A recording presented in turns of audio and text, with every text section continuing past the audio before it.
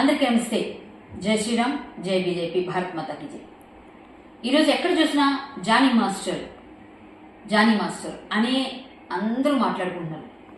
ఎందుకు మాట్లాడుకుంటున్నారు అంటే, ఒక అమ్మాయి తనతో పాటుగా డాన్సర్గా తనకు అసిస్టెంట్గా పెట్టుకొని, అలాగే ఆమె పైన లైంగికంగా దాడికి పాల్పడి, లవ్ జిహాద్ పేరుతో నువ్వు మతం మారితే పెళ్లి చేసుకుంటాను, నువ్వు నాతో సహజీవనం చేయడం కాదు, పెళ్లి చేసుకోవాలి, నువ్వు నాతో పాటు కలిసి ఉండాలి అని ఆమె అనేక విధాలుగా ఒత్తిళ్లు తెచ్చినట్టుగా ఆ అమ్మాయి చెప్పడం, ఎఫ్ఐఆర్ ఫైల్ అవడం కూడా జరిగింది.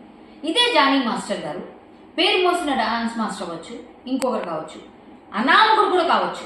ఒక అమ్మాయిని, ఒక హిందూ అమ్మాయిని, సృష్టి వర్మ అనే అమ్మాయితో మీరు చేసిన పద్ధతి ఏదైతే, బిహేవ్ చేసిన పద్ధతి ఏదైతే ఉందో అందరూ సభ్య సమాజం అంతా కూడా తలదించుకోవాల్సిన పరిస్థితి. ఇలాంటి పరిస్థితిలో మనం ఉన్నామా? ఒక పేరు రాగానే మనకి ఏం కనిపించదా? ఒకప్పుడు నెల్లూరులో మీరు డాన్సులు వేసేవారే స్టేజ్ల పైన, ఆ రోజు కూడా మీరు ఇలాగే చేస్తుంటే ఈరోజు ఈ పేరులోకి రారు కదా. ఇలా అందరూ చిన్న స్థాయి నుంచే పై స్థాయి వరకు ఎదుగుతారు. మీరు మన ప్రచారంలో వెళ్ళి ఏమని చెప్పారండి మాస్టర్?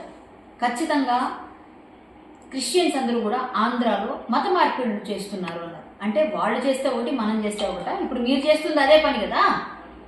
ఈ లవ్ జిహాద్కి ఏదైతే మీరు పాల్పడబోయారో దీన్ని అయితే తీవ్రంగా ఖండిస్తున్నానండి. నేను డైరెక్ట్ క్వశ్చన్ వేస్తున్నాను. ఒకవేళ మీరు తప్పు చేయలేదు అంటే, మీ వెనక ఎవరైనా రాజకీయ పార్టీలు కానీ ఖచ్చితంగా పనిచేస్తున్నాయంటే దానిపైన ఎంక్వైరీ వేయాలి. అది కూడా మేము డిమాండ్ చేస్తాం. ఎందుకంటే ఒక పేరు వచ్చిన వాళ్ళకి ఖచ్చితంగా బురదలు వేస్తారు. కానీ ఒక అమ్మాయి ఇంత ఓపెన్గా వచ్చి చెప్తుందంటే దానిలో అర్థం లేకుండా ఉండదు కదా. ఖచ్చితంగా అమ్మాయి ఏదైనా అథెంటికేటెడ్గా మాట్లాడుతున్నానని అమ్మాయి చెప్తున్న ఏవైతే సాక్ష్యాలు ఇచ్చారో మీ యూనియన్ వాళ్ళు కూడా ఇప్పుడు సీరియస్గా తీసుకుంటున్నారు. ఫిల్మ్ ఛాంబర్ కూడా సీరియస్గా తీసుకుంది. ప్రతి ఒక్కరూ మీ పైన మాట్లాడుతున్నారు. పార్టీ కార్యకలాపాలకు దూరంగా ఉండమన్నారు మిమ్మల్ని.